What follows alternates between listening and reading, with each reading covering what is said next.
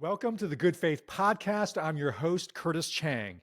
And the Good Faith Podcast is a production of Redeeming Babel, and it's where friends who follow Jesus help each other make sense of the world. And in our world, a seismic event has happened in Gaza.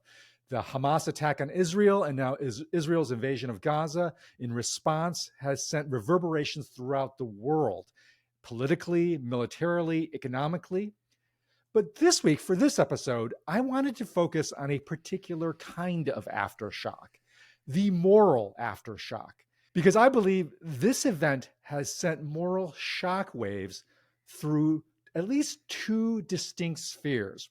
One, the sphere of what you would call the moral practice of war, and secondly, the moral practice of free speech on campus.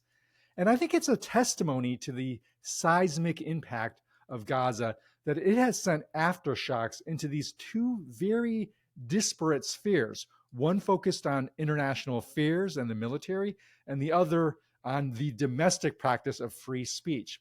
And I wanted to do one good faith episode on the aftershocks in both of these spheres, the practice of war and the practice of free speech. But these are two very different spheres. And so I thought, who could possibly be one guest that could cover both of these spheres? Such a person couldn't possibly exist, could they? Well, fortunately, I have as our founding friend, David French, somebody who just happens to be an expert in both of these. So, David, welcome back to the Good Faith Podcast. Thanks, Curtis. It's a weird, meandering life tale that makes you both a practitioner of free speech law and also of the laws of war, but here we are. Well, this is brings to mind a concept that David, you and I know about from our joint participation in our fantasy baseball league, the concept of the wheelhouse. So can you explain to our audience what we mean by wheelhouse and how it's been practiced in our fantasy baseball league? Yeah, so our fantasy baseball league, which is really not even a fantasy baseball league anymore. I mean, it does have a fantasy baseball league. No. It's a fantasy baseball league, and I happen to have won this fantasy last year. Nobody cares about who wins it anymore. It's a social. It's how we stay together. Our friend group from beginning in law school, and we pulled in folks who we didn't go to law school with, but it's been a friend group. We've been together forever. And we've had only 10, I believe the last count was 10 million heated political conversations, cultural, sports. And the wheelhouse, for those who don't know, like if you're throwing a pitch and you're in it's right into the batter's wheelhouse. It's the sweet spot. That's where they can really turn on the ball and send it flying. And so what we've done in recent years, and well, really for a long time, is whenever a topic comes up that somebody has particular expertise in, they'll just start their email by saying wheelhouse. Wheelhouse. Right. Like this. So like, for instance, I know about this. Yeah, right. So for instance, if there's like a celebrity lawsuit, Brian Kaplan, who's a national expert on entertainment employment law, will chime in and say, wheelhouse, or something on public health. Tom Walsh, who was an interim head of PEPFAR, one of the world's largest public health programs, calls wheelhouse. Or even if it could be like a topic on math, we've got a high school math teacher, Don Burkle, who can chime in and say wheelhouse. So this is the rare case where I want to talk about both the moral practice of war and free speech. And David can chime in with double wheelhouse. So, yeah, well, so exactly.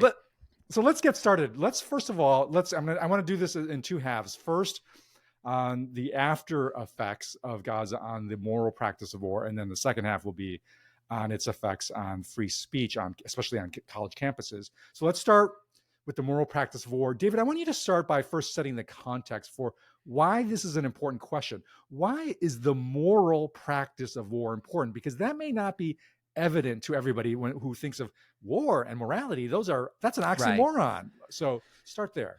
Yeah. So going back for a very long time, there have been arguments and debates within Christianity about war. Is this something that a Christian can engage in? Should Christians be pacifist? Should Christians participate in armed conflict? Can Christians participate in militaries? Can Christians be members of militaries? And over a very long time, the combination of theological debate and real world experience began to create an emerging, what you'd call just war doctrine. And Curtis, you and I have talked about just war doctrine before, and it really has two components. One is called just ad bellum, and the other one is called just in bellum. So one is the law of when is war acceptable? When is it acceptable to fight a war? That's just ad bellum, right cause for war. And then there is how do you fight a war? That's just in bellum. What is right conduct in war? And I would say, Curtis, that few conflicts in my lifetime have highlighted both concepts more clearly than the Hamas attack on Israel and the resulting counterattack by Israel into Gaza have highlighted both elements of the law of war in a very, very, very stark way. And we can kind of go into both of them, but the very first initial easy thing to say, this is easy, is that the initial Hamas attack on Israel was in stark violation of law of war, in very stark violation. This is not a controversial concept. So if you go all the way back to the immediate aftermath of World War I, one of the things that the great powers attempted to do in the aftermath of World War I was ban aggressive warfare. And by aggressive warfare, what they're meaning is a unilateral attack on an unprovoked unilateral attack on an enemy without military provocation. In other words, you're trying to gain territory, you're invading a sovereign nation. They tried to ban aggressive war. And this was done through the Kellogg-Briand Pact. Also, they tried to create a League of Nations that would create an international security system to sort of police that ban on aggressive war.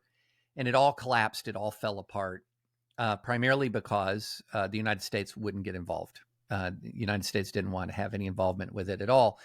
And then after World War II, after yet another horrific, catastrophic world war, everyone tried again. And this was the United Nations. And the United Nations Charter prohibits aggressive warfare, and it allows for self-defense. And so the goal was to prohibit aggressive warfare. A Security Council was formed, of which the United States this time joined the UN, joined the Security Council, to sort of try to be the international body that polices this ban on aggressive war. But it has, we don't need a monologue on all the problems with the Security Council. But so in essence, what you're talking about is a very long-standing international system designed with a specific purpose, which is to prevent these kinds of unilateral, unprovoked attacks like we saw that Hamas did on 10/7, that Russia did in 2022, that Saddam Hussein did when he invaded Kuwait, that North Korea did when it invaded South Korea. I mean, you can go through history and you can see those elements where those moments when there was a violation of this prohibition against aggressive war.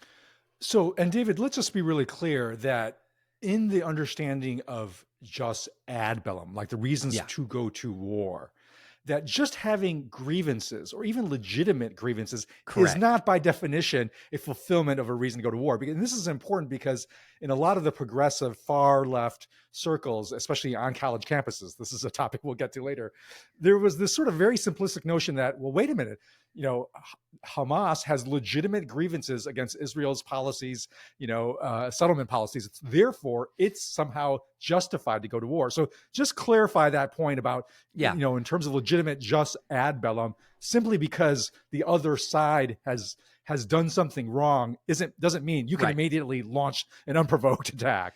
So. Right. The world is full of grievances. The world is absolutely dripping with grievances, border disputes between countries, trade disputes between countries, imbalances of power between countries. Wars broke out, and wars do and have broken out over the course of human history for a million reasons, rarely because, hey, I think war is fun, let's go do war. There's almost always a grievance. There is a reason, there is a pretext. And so one of the ways in which the international community is trying to limit war, to trying to decrease war, is yes, ban it, and then try to enforce that ban through a Security Council, through international security agreements like NATO and others that deter war through collective security, but also to provide ways in which countries can resolve disputes short of war. So one of the goals of the UN is try to resolve disputes short of war. You have trade agreements that have dispute resolution mechanisms. You have all kinds of ways now in which countries have the ability, through diplomacy, through the UN, through international tribunals, to try to resolve disputes and debates. But one thing that should be off the table for resolving a dispute or debate is just, if I don't get what I want, I invade you, I attack you. Especially attack and take hostage innocent civilians. Like that is right. off the table, right? So, right. So in that sense, I think that's, and I don't really think anybody who thinks deeply or even for a moment would say the Hamas assault was in any way fulfillment of a just war. And I'm going to make this sort of the claim that Israel's initial response was justified, that when you are attacked, you need to defend yourself, and that defense, I think, at least justifies some armed response from Israel. So that's not really, I think, the disturbance, the ongoing aftershock. I think what people are feeling, wondering about, both who are in the just war sort of industry, if you will, or just the average human being, what's being disturbed is really the question, just in bellum, like in the practice of war right now that Israel is engaging in, are some moral limits being overrun? Like that's the crucial question. So David, set that up. Like why is that disturbance being felt? Yeah. So just in bellum those are the rules for it. One, if you are fighting a lawful war, it is not all bets are off. It's not anything goes. So even if you've been attacked by a foreign aggressive enemy, your response is not whatever you want to do in response. They're still, both combatants are still bound by the law of war in there's the limits. conduct. There's limits. There's limits. They're still bound by rules of conduct. And all the major Western militaries, and I'm going to include Israel in that sort of big, that definition, all have domestic laws that require their soldiers to comply with international law of armed conflict. So there are real teeth, for example, in the U.S. military. You can get in trouble. You can face criminal prosecution for violating the laws of war, even when war is justified. So it's not an all bets are off, anything goes when you're responding to a war of aggression. And so then the question becomes, what are those rules, and how is it adjudicated? How are disputes regarding these rules adjudicated? So as a general matter, what you have are some broad concepts such as discrimination. In other words, if you are participating in an armed conflict, you have a responsibility to discriminate between military and civilian targets. You have a responsibility yourself as a combatant to distinguish yourself from civilians. So you should wear a uniform. You should be driving vehicles that are clearly marked as military vehicles, flying aircraft that are clearly marked as military aircraft, so that you are yourself separating from civilians, and then your targeting should separate from civilians. Then there's the concept of proportionality, which proportionality is not whatever is done unto me, I can do unto them. What proportionality is trying to do is trying to say, what is the level of force necessary for achieving a lawful military objective, and don't exceed the level of force necessary to achieve the objective. So it's not the case that if someone shoots a rifle at you, you can only shoot a rifle back at them. But if someone's sitting in a building and shoots a rifle at you, you don't have clearance to destroy the whole city block. Yeah. And then there's the concept of necessity, that your attacks should be in furtherance of a necessary military objective. They should be motivated by a sense of military necessity. In other words, you're not just blowing up infrastructure to blow up infrastructure. There's got to be a identifiable military purpose. Okay, let me pause you there, David, because I think what you are describing, three key legs, if you will, on a stool of the moral practice of war: discrimination, proportionality, and necessity. Here would be my take of why what's happening feels so morally disturbing? It's because these three principles now seem to be in conflict with one another. That take discrimination. It's because Hamas has not, they are violating the moral practice of discrimination. They are hiding themselves and merging themselves within the civilian population. And that is, you might say, is enticing or is causing a temptation for Israel on its side to violate proportionality and necessity because of that very fact, because it needs to actually target with less clear discrimination. Is in doing that, is it violating proportionality in the fact that it is leveling entire, sort of areas? Is that violating military necessity? So, we're caught in a moral quandary where one side is violating one aspect of that triad of moral virtues, and now the other side is perhaps, and I want you to weigh in on this, seems to, at least to a lot of observers, already has or is in danger of violating those other two of proportionality and necessity. How do we make sense of this? Yeah.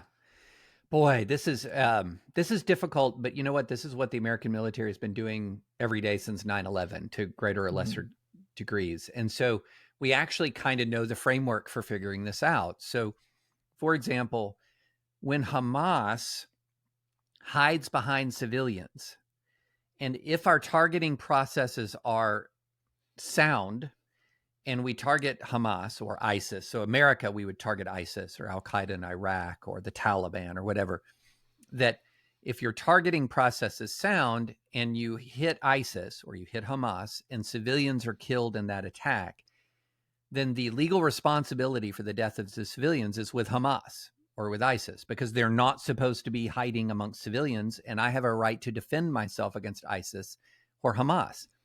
But that is not, to say that does not grant carte blanche to my response, because my response still has to be tempered by discrimination, necessity, proportionality. And so I cannot simply say, well, Hamas doesn't comply with the laws of war, so I can carpet bomb Gaza. That is not the way it works. But what it does say is, but the fact that Hamas does not comply means that if we are doing our due diligence as an Israeli military or an American military, and we're trying to distinguish between civilian and military, we're trying not to inflict disproportionate losses. When we're operating in good faith, the losses that result are the responsibility of the non-complying power, and that is Hamas or ISIS. However, there's a temptation that can exist, especially in an atmosphere of anger, rage, and vengeance, where you say, well, Hamas is hiding amongst civilians. It's their responsibility who dies. Let's drop the bigger bomb, you name it. So, and so what ends up happening, however, though, is there's also this other thing that occurs in urban combat when people are hiding behind civilians that makes it very difficult as an outsider to the conflict to judge what's happening. And this is called the precision paradox, Curtis.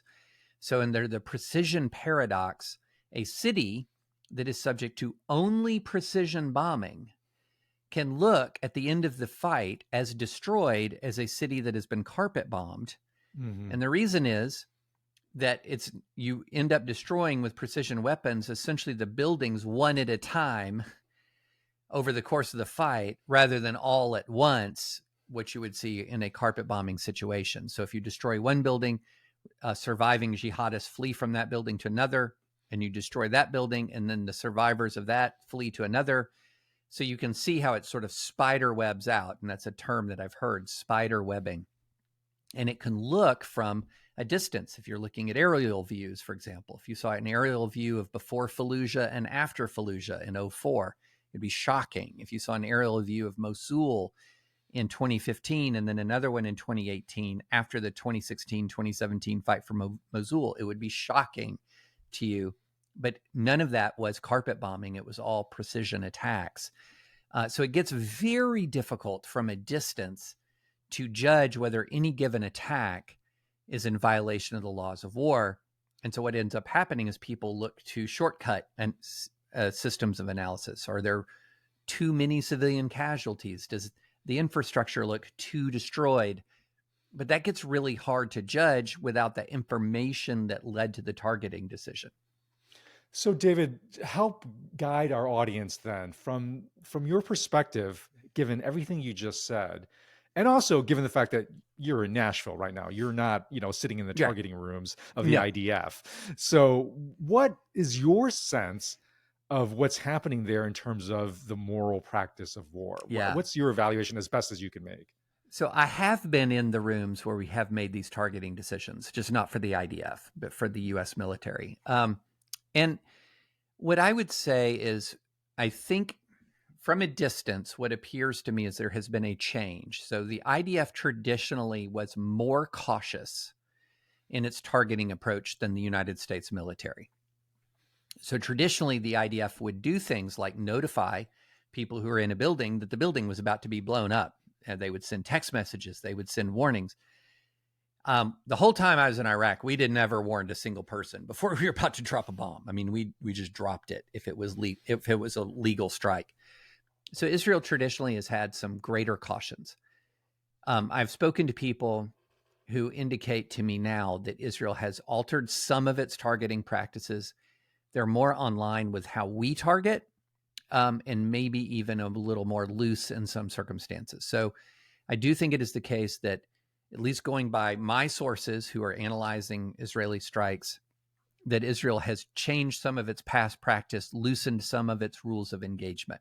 Now, does that raise a concern? Yes. Does that create a conclusion that Israel has violated the laws of war? No.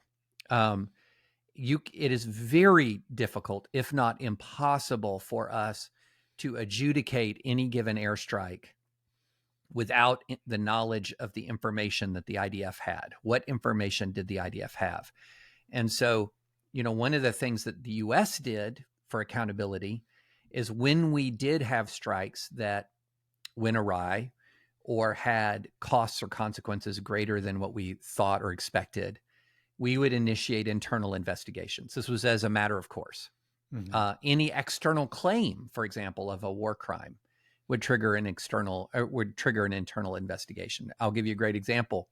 We had a situation where our troopers raided a village, found no Al-Qaeda, but they found a lot of Al-Qaeda munitions, and they burned part of a canal that had these dry reeds that blew up some of these Al-Qaeda munitions, and a photographer was along the way, and how he captioned the story was, troopers from 2nd Squadron, 3rd Armored Cavalry Regiment burn a village in Diyala.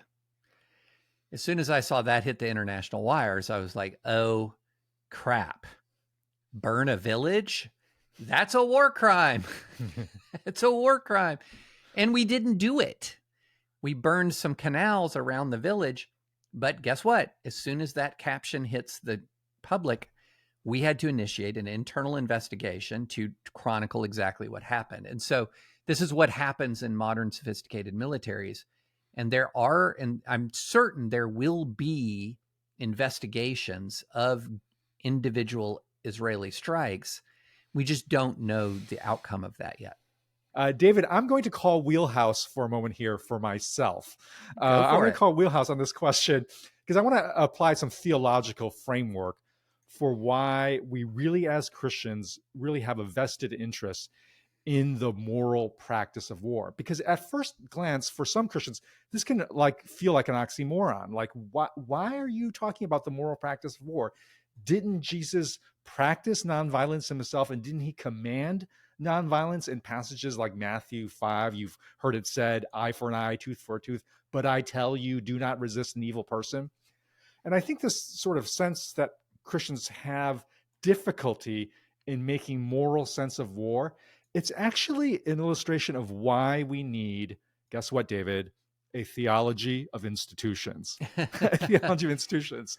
Because when you read a passage like Matthew 5 and you only read it through the individualistic lens, like that all of Jesus' teaching only applied to our individual personal practice, then it does seem like, well, why are we talking about the moral practice of war? Jesus just said, do not resist even an evil person, and gives very specific, commands for how Christians ought to respond non-violently to aggression. So how do we make sense of war? And this is why, again, I think you need an institutional lens on the kingdom of God, on the Bible, and so forth, because institutions, and this is my belief that I believe is borne out in Scripture, institutions, including secular institutions like the military, are image bearers. Or another way to put it is institutions are signs. They are signs pointing to the kingdom. But different institutions bear the sign differently, in a sense, depending where they are on the road to the kingdom, right? So think of this as the metaphor of highway signs on the road to Disneyland. So Disneyland in this metaphor is the kingdom of God. Now, the church is supposed to be like the sign at the very entrance to the kingdom of God. It's because when Jesus says Matthew 5, he's announcing the kingdom of God is breaking in his very person, and he's inviting the disciples and all the followers, the prototypical church, to hear. Here is how you bear the sign at the very entrance of the kingdom of God. And so you think about a sign at the very entrance of Disneyland. It has to have very detailed instructions.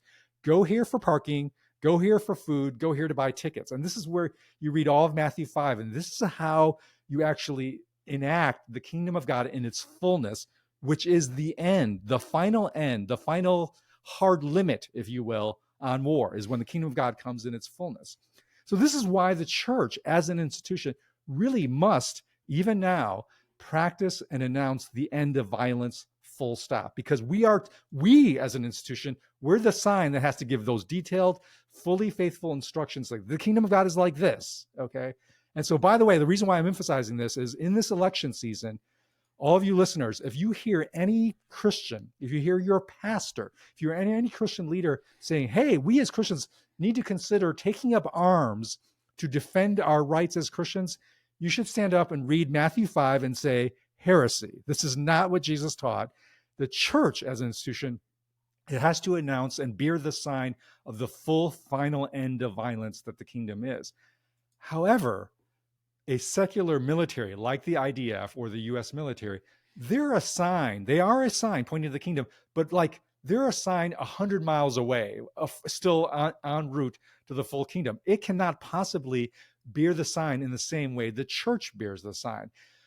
So, but it still needs to point in the right directions. And Christians participating in wearing their institutional roles, not as members of the church, but as members of the secular military institution, they're still responsible for pointing the sign in the right direction, right? The sign is not going to describe everything in detail or be a faithful announcement of the kingdom, but it needs to point in the direction. It needs to say, this is the way.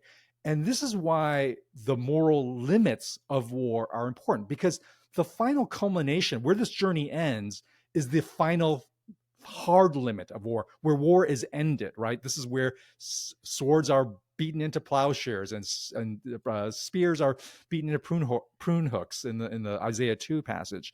And so Jesus is going to end war, is going to bring the final limit to war when the kingdom comes in its fullness, in his final return. En route to that, a military secular institution, 100 miles away still from that reality, still has to point to that final reality that war will have limits. And so even now, war, even as it must be practiced, sadly, still must have limits, that the moral shape of the war must be pointing towards, you know what, there's limits. There's going to be a time and a way where this is ended. So even while we're practicing war right now, we have to practice it in a limited fashion. And so this is, David, why I think we need to have an institutional understanding that Christians who participate, who are involved in either directly or are commenting on war, needs to understand that we're trying to get the practice of war like pointing in the right direction. And the way we do that is to say, there's got to be limits. There's got to be an end such that war is not a practice of endless cycle of rage, vengeance, that never ends. So, David, does that make sense? Does that help provide a theological framework? Yeah, absolutely. And, look, the bottom line is that, and I had this really great discussion with Mike Cosper from Christianity Today shortly after the Gaza war broke out. And he was talking about what is the responsibility of a government to its citizens. And one of its foremost responsibilities is protection, that there is and the way he used it is there's a covenant between government and citizen. that says the government says, I'm going to do what I can to protect your physical safety.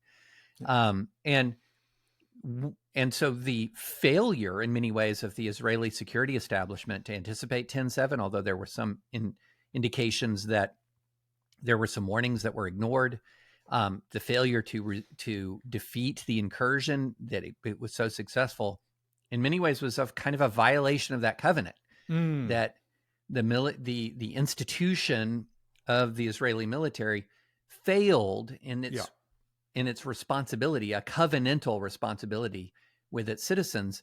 So there is this way in which the military isn't just some sort of isn't this instrument of aggression. Yeah. It's an instrument of, in many ways, security and safety properly understood.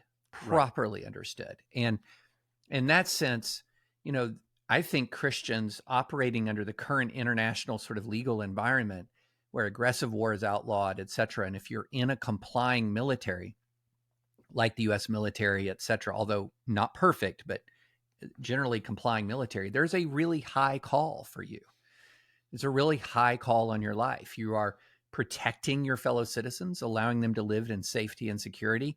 And then if for whatever reason the protection fails, like it did on 9/11 or Pearl Harbor, 10/7, you name it, then you have a high call on your life that you have to fight in defense of your home, your family, your nation with morality and honor.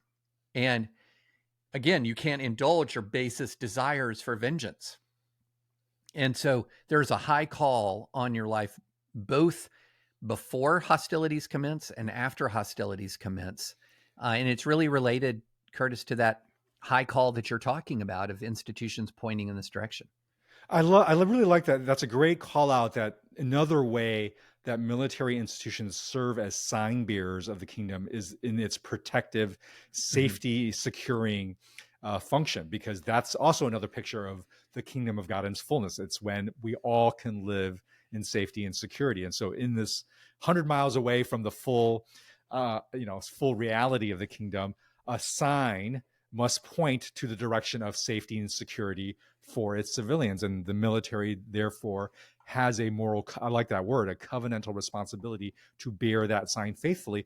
And one of the ways you know that an institution is actually bearing that moral responsibility is how it handles failures of that responsibility. Like that's a sign of, okay, it's taking its moral responsibility seriously. And so I do think this is why when militaries fail, either in the practice in war or its failure to protect its citizens from war, if that a sign that institution is still a faithful sign in some imperfect way, but still faithfully pointing in the right direction, is it investigating itself? Is it calling itself into moral accountability for its failures, including its failure to anticipate, attacks that would have threatened the security of its citizens? David, what are other signs that the outside person can look at on what's happening in Gaza for some indicators? Is the IDF still practicing in some, again, imperfect way, some moral accountability? Because like you said, if you just go by the pictures, we're going to be led astray by that precision paradox. If you just look at the sheer damage, that doesn't necessarily tell you the picture of was there discrimination, proportionality, necessity being practiced along the way. So if just the sheer pictures or even just the sheer numbers of civilian deaths it can be a shortcut or a lazy shortcut to understand the question, well then for those of us who, which is most of us, almost all of us, who aren't in those targeting rooms of IDF, how do we make sense of this war? How do we get some discernment on this? No, so number one, it's very hard. So you're going to have to be content with some uncertainty. I can't clear it up for you. And if you're right now, if there's somebody you're listening to right now who says they can clear it up for you, be very suspicious immediately, because I don't know of a single national political pundit or analyst who has the access to the Israeli targeting information and is speaking against a backdrop of that access. Now, that doesn't mean that you can't have concerns. So there, for example, there's been a lot of attention paid to what appears to to have been the dropping of multiple very large conventional bombs, 2,000 pounds, among the larger bombs, conventional bombs that are routinely dropped in conflicts, that appear to have been used to collapse tunnels, but also dropped in some heavily civilian areas. And so that is something, wait a minute, you might say, that is a very large munition that was dropped in a crowded area. Okay. Now, that does not mean that the rule of proportionality or distinction was violated by the IDF. It does raise concerns, but it also raises concerns that Hamas may have been occupying ground underneath this civilian area from which it was conducting military operations, which would be a violation of the law of war. But you can know by the size of the bomb, by the level of civilian casualties, this is something that American military, if it's doing what it's supposed to do, would investigate in great detail. We would investigate rigorously whether the targeting decision-making process, what the intelligence said, etc. So I do think that when you do see mass casualty events, it is entirely appropriate, even if you are the biggest supporter of the IDF there is, to raise an eyebrow and say, wait, was there a mistake here? Was there a miscalculation? Or did somebody just flat out ignore the governing rules? I mean, these are things that do happen. I mean, even though the American military post 9/11, by and large, behaved itself in accordance with the laws of war, there were exceptions. There were war criminals in the United States military. It does happen. And so you have to be open, especially when you see these mass casualty events, to say, wait, is that a sign? Or if you hear, for example, that the military is not investigating civilian deaths, that would be a warning. Are the investigations occurring? Are they not occurring? If you've heard, for example, if there's credible information that there are shortcuts in the normal targeting process. I mean, all of these things there are a lot of things that can make you raise your eyebrows. But as of right now, we just don't have the information, the kind of definitive information that would say this IDF strike or that IDF strike violated the laws of war. David, I really like your answer because I think it's a helpful, another illustration of what we mean when we say we're supposed to make sense of the world, right? The very mission of the Good Faith podcast, what Redeeming Babel is trying to do, that we can often mistake in making sense of this world as it exists right now as having simple answers of clear-cut moral judgment. You're, wrong, bad, evil, good, and so forth. That making sense of the world oftentimes is making sense of the complexity, the uncertainty, the sense that the biblical truth that we see through a glass darkly right now. That in where we are now, before the kingdom comes in fullness, we are at best sort of groping our way through the fog, trying to get in the right direction. It doesn't mean we give up. It doesn't mean we give up and say, you can't know any of this, but it just means we need to have a proper humility on how sure we can be of the answer. And that ought to actually leaven how we talk with people who think differently than us, who are, on the other side and say, this is an unjust war. It's like, well, can we actually talk about this in a way that recognizes the complexity and uncertainty? Doesn't mean we can't talk. It doesn't mean we can't disagree. Doesn't mean we can't make sense of this, but the making sense of it is leavened with this deep humility. Yeah, absolutely. Absolutely. I wish we had a greater ability to withhold judgment.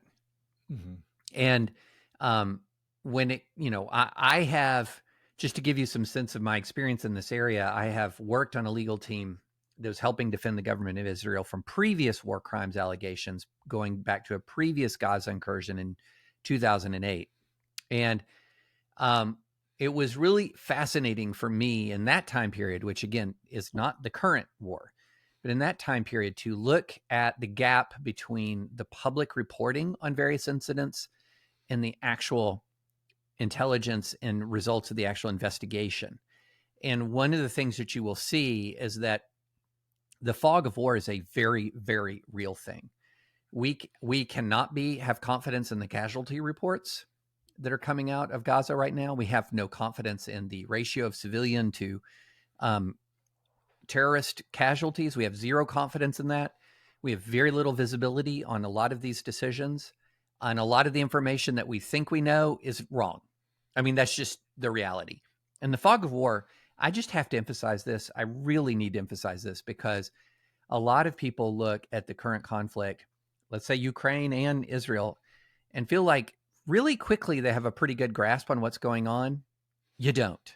You don't. I mean, there were instances, Curtis, when I was in Iraq, where we wanted to get one piece of information, and that was the identity of people in a Humvee.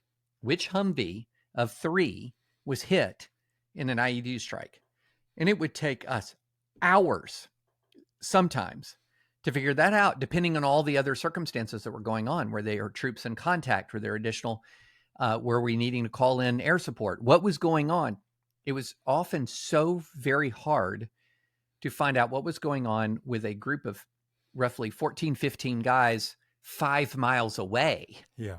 Yeah. You know, much less, oh, I have total visibility on this complex air ground operation in Gaza, several thousand miles away, where it is very difficult for reporters to get any kind of real-time sense of what's happening. And yet we've got a lot of people running around saying, I know for sure X, Y, or Z, and you don't. Yeah. You just don't.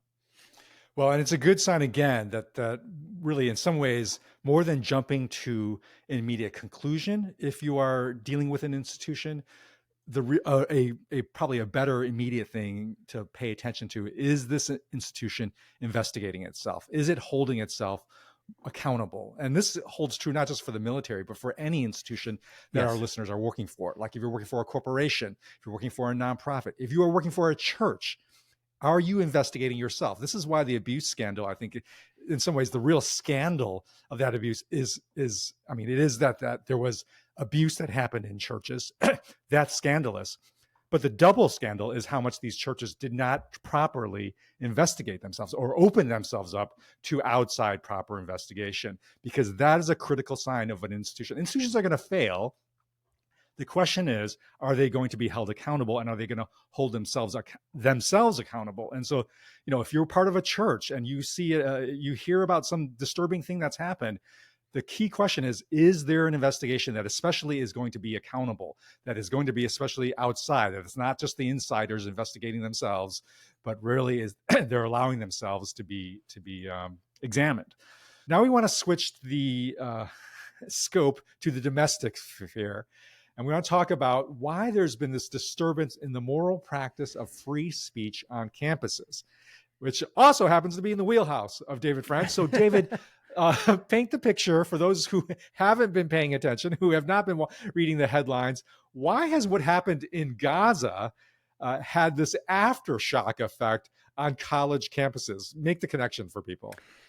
Yeah, if you were going to locate where is the most activism in the United States around the Israel-Gaza war, you would say, aside from maybe certain sectors of very deep blue, big urban cities, like some parts of, Brooklyn or Manhattan or whatever, or Bay Area, it's on college campuses. Right. And so this is where the domestic debate about the Gaza war has been most salient. And also, by the way, this is the place in which American Jews have faced many of the worst acts of anti-Semitism are on college campuses. Now, it's not exclusive to the college campuses by any means. We have seen, as the ADL has reported, a giant spike in anti-Semitic incidents. But what we have seen on college campuses are anti-Semitic incidents. And also, this is where the debate about the war is raging the most. Mm-hmm. And what has caused an issue? If American campuses had a history, a modern history of permitting robust debate, including debate that was so robust that it was, deeply hurtful language, etc., this would not be really news, Curtis. This would just be a normal week on a college campus, maybe more intense, but a normal week. But our elite and our leading universities have a long history of putting their thumbs on the scale on free speech. And so what they've done for for the last 20, 30, 40 years to greater or lesser degrees is say, here are some communities on campus that we have special regard and protection for. And we're going to pass laws regarding speech codes. We're going to implement safe space or microaggression policies that are designed to not just punish. We're not just punishing speech that inflames or enrages protected communities. We're also going to offer up university resources that provide sort of emotional support for protected communities. And then along comes 10-7, and you have just this enormous wave of vitriol that starts to pour out on Jewish students. And the administrators don't react the way they've always reacted. Right. And so essentially what they said was, well, that's all just free speech. And so you end up with this world where the Jewish students on campus receive the full pain of free speech. Right. And for 20, 30 years, other communities on campus had been quite zealously protected from free speech. And so it creates this just giant mess of a problem, because on the one hand, you would say, well, okay, good. I'm glad universities are allowing free speech, even when it's really tough. They should do that. But then on the other hand, you say, and you guys are raging hypocrites because you haven't done this for years. And so what gives? And so this is one of the reasons why, Curtis, hypocrisy grates on people so much. Right. Because you feel as if you can't take what people say at face value any longer. Right. But it's the hypocrisy that has really magnified the intensity of the debate. And David, before, and probably I don't want to go too deep into all the details of the debate. I want to stay a big picture here in terms of helping Christians understand why this debate matters. So first of all, for society, why does it matter that college campuses practice free speech fairly? Regardless of your viewpoint. Why does that matter? Right. Yeah. So the Supreme Court has actually said this quite clearly in a number of cases. So the Supreme Court has a lot of the Supreme Court's free speech jurisprudence is in the educational context. Why? Because the educational context is many ways where the free speech argument is often most salient. It's most important. And Supreme Court's made some pretty bold statements in a case going back to the Red Scare era, was saying that, unless you have free speech on college campuses, this is where youth, this is where scholars are debating and addressing the great questions of life. And the Supreme Court had a pretty bold statement and said that in the absence of free speech on these campuses, in the absence of free inquiry and debate and academic freedom, our culture could stagnate and die. Mm-hmm. That's literally what the Supreme Court said. That's a bold statement. Yeah. And then you'd say, well, why would it say that? And then in a later case, a case called Pico versus Island Tree School District, what the court said is one of the purposes of education in the United States is to prepare students for participation in our pluralistic, often contentious society. Mm-hmm. So in other words, we're not just to learn reading, writing, and arithmetic in our educational system. What we are also to learn is how to live in this pluralistic society.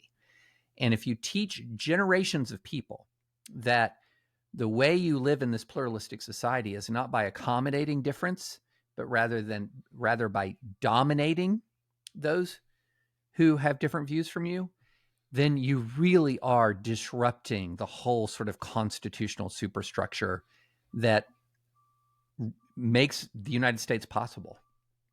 Okay, so that's why, if we care about democracy, if we care about pluralism, we ought to care about the campus, because it's like a laboratory. It's right. A laboratory for developing people who can actually accommodate difference in a pluralistic society. Translate that for Christians. Why should a Christian care about what is happening at Harvard, Yale, MIT, UPenn, and so forth? Why does that matter? Well, I mean, there's a quick and easy answer, and then there's the longer, slower, better answer. The quick and easy answer is, they're training America's elite. Okay, right. So you should be concerned about what happens in these Ivy League campuses because they have disproportionate share of power and responsibility. And I think that's true. we focus too much on the Ivy League. They're not the only important institutions in American life, right? So, but I think the longer answer here is Christians should be invested in American pluralism and classical liberalism, because American pluralism and classical liberalism are imperfect because again, in Good Faith podcast, Curtis, I've never heard us say that here is God's system of government, right? We've not said that. We've never said. But what I will say about our pluralistic classical liberal democracy is that it does put in place two profoundly important biblical values. One is human beings possess incalculable worth. In a liberal democracy, one of the hallmarks of a liberal democracy is it protects individual dignity to a greater degree than any other system of government. So it acknowledges the worth of the individual in a way that many other systems of government do not. Also, it acknowledges another profound truth, that we're all deeply flawed. And so what does free speech do? Free speech is not a system by which David and Curtis, who presume to possess all wisdom, exercise their liberty. It's also a system in which all of the people who think David and Curtis have lost their minds can push back against us. That's right. And so one of the things that's really important is we have to hold these two truths together at once. Human beings possess incalculable worth. What does that mean? Not only does it mean that I should protect your core liberty to recognize your worth, it also means that, you know what? You're a human being created in the image of God, and maybe I actually need to hear from you, right? Maybe you might have insight that I need. And then this notion that says we're all fundamentally flawed applies to ourselves as well. And so I need to hear opposing points of view. I need it because I am not perfect. I don't have all knowledge. And so I think that when you take a step back and you learn some of the bigger, broader values that undergird our pluralistic democracy, you can begin to understand why there is a moral framework around it. Yeah, and translating everything you're saying, again, to my theology of institutions, this is why I think Christians want the campus, the college university, to be an institution that points more faithfully to the reality that we don't know yet right now. Again, I think the secular institution it's like a sign that is not at the entrance of the kingdom of God. It's like 50 miles from the destination. So you're getting closer, but you still don't know, right? You still don't know. Again, you're still seeing darkly. You're still needing to practice humility. And the way that a college campus, a college university practices humility is by safeguarding multiple vantage points, because it's saying we're not going to have one that we know is for sure and that we're going to stamp onto everybody. I mean, this is where, if you want to think about an image of a university and how it can faithfully bear its role as an image bearer, think about the difference between a laboratory and a factory. Right? A laboratory is governed by the notion we need to discover, we need to learn, we need all vantage points, we need to experiment. A factory is we've got the final product, we just need to stamp this out at scale.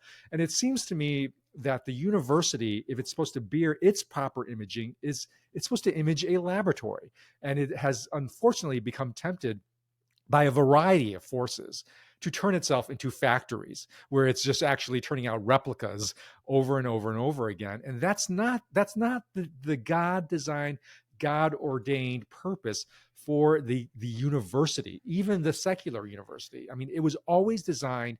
And again, people should remember the university as an institution is a Christian invention. It is a Christian invention. It came out of the medieval ages. The university, even the term university was this notion that all truth should have a place where it can come together, where it can unite. That's where university comes from. That was a Christian concept founded especially in the Middle Ages. And as Christians, just in the same way that we gave birth to democracy, and therefore we have a kind of a stewardship responsibility to take care of what we help birth, which is liberal democracy, we also gave birth to the modern university. And therefore, even in its secular forms now, we still are like, we're the ancestors. We have a responsibility to steward what we have birthed and try to keep guide and guard it on its proper paths. And so this is why I think the work that, David, that you've done, not just in the military practice of war, but also in the university practice of free speech, really matters, because it's stewarding what we have given birth to in the world. Well, I love that analogy, or that laboratory versus factory, where you're creating like widgets. Another way of putting it is, I think in the culture war context, is it a university or a boot camp? Right, and right. A lot of people want universities to basically be boot camps, training the next generation of culture warriors. Yeah. And so this is actually a really interesting definitional, mission-oriented question for a lot of universities now. I was just speaking to a group of administrators and talking about that very question. What is the mission here? What is the purpose?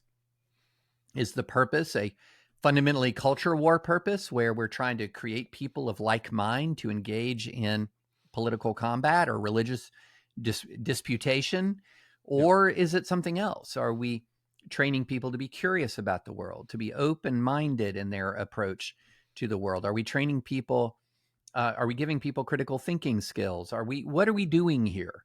And I think you see, as the culture war gets more intense, a much greater emphasis of the activist class to try to make campuses, turn them into boot camps. Yeah. And this is a temptation on both sides, right? Oh, Certainly, for sure. It's true on the progressive side of wanting to turn it into a progressive boot camp. It's also true on the conservative side. You read Tim Alberta's account in his book, Kingdom, the Power, and the Glory, about Liberty University and how its attempt to become precisely what you're talking about, a boot camp for the far right culture warriors. And so I think that we as Christians, if we want to be good image bearers and we want our institutions to bear the image, we want to be steering these universities back towards the laboratory, not the factory or not the boot camp. Yeah. I mean, like there was a group of people who went hard after Grove City College, which is this conservative Christian school in Pennsylvania, because they had very limited, in some classes, readings of some pretty far left writers like Ibram X. Kendi.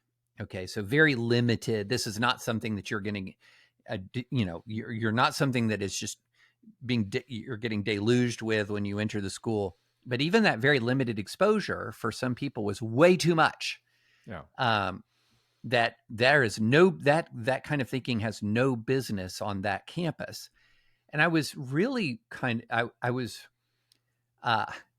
really chagrined at that idea of a university that says you can't even have exposure to these ideas. When I went to a very conservative Christian college, more conservative when I was there than it is now, but in 87 to 91 I was at David Lipscomb University. It was very, very conservative. And I was taught liberation theology, which was the sort of, at that point in time, that was the CRT of its day. In other words, this was the super controversial left-wing religious idea that everyone was warning you against. And I had a whole class in it when I was in school, and I'm a better person for it. I know so much more about it. And at no point did I think that Lipscomb was disrupting its mission or purpose by teaching me about a line of theological thinking that was deeply influential at that time. So is it a factory? Is it a boot camp, or is it a university? And a lot of people would prefer the factory or boot camp model, Curtis. Yeah. And when you turn your laboratory into a factory, or when you turn your university into a boot camp, you're actually undermining your own intellectual strength and vitality. Yes. Because you are broadcasting to the world, I'm insecure. I can't even my own intellectual confidence is so weak that I can't even have any different viewpoint come into contact with it. And it is so in contrast with the broad sweep of Christian tradition. I mean, you read the broad sweep of Christian tradition, going back to Augustine, Aquinas, it is constantly reading, it is constantly engaging with differing viewpoints, differing secular viewpoints, different pagan viewpoints, different religious viewpoints. That all of our greatest works of Christian intellectual, development all came because was in this robust exchange and interaction with other non-Christian traditions. And so for a Christian college and university, you have a vested interest in exposing your people to these other traditions if you're really serious about producing great thinkers, or even just confident thinkers, confident Christians in this world. So it's both. We have a vested interest in the laboratory mentality of free speech, not just on secular campuses, but also on Christian colleges and campuses. Well, speaking of Christian colleges, and can I brag on my own institution for a Go second? for it. So I graduated from Lipscomb in 91, and now I teach at Lipscomb. I'm a visiting professor, and my class that I'm teaching there is called Foundations of Free Speech. By the way, if you live in the Nashville area, I'm also going to be teaching an adult learning class on the foundations, or the philosophies of the American foundings, plural. This is going to be a lot of fun. I'll put out information about that. You can, if you're in the Nashville area, you can join that class. But in the class, I just said, guys, we're diving in. We're just diving in. And we started the class with the debate over what? Gaza. And we have Christian students in the class. We have Jewish students in the class. We have Muslim students in the class. People who don't have any particular faith are in the class. And they handled that debate like champs. That's awesome. Curtis, like champs. I mean, it was not conducted in a way that was, it was real. It was raw, but people were also considerate of each other. I was really impressed, and that's exactly the way a conversation should take place on a university campus. And so these conversations are happening. We also just mainly hear when they're not, or when they get, or when they get out of control. But, I was very impressed with the students in my class who were able to make serious arguments and then have received serious rebuttals, and then walk out of there, I think, and I believe, better for the experience. Well, David, we've covered a lot of ground here, going from Gaza to war to free speech. Thanks so much for sharing your double wheelhouse here with all of our listeners. And to all of our listeners, thank you for listening. Please check out our work. And please also, if you can remember to do this, go to Apple Podcasts and leave a review of the Good Faith Podcast. The reason why right now we really want to see that happening is because we are launching the After Party Project. And the After Party Project and Good Faith are sort of like a 1-2 punch, if you will. And so we want exposure to both of those. And so one of the things that helps us get exposure to the Good Faith Podcast is reviews on Apple, especially on Apple Podcasts or any other platform. So please, if you can think about to do that, we'd really appreciate that. And we will see you next week when we once again gather around the campfire.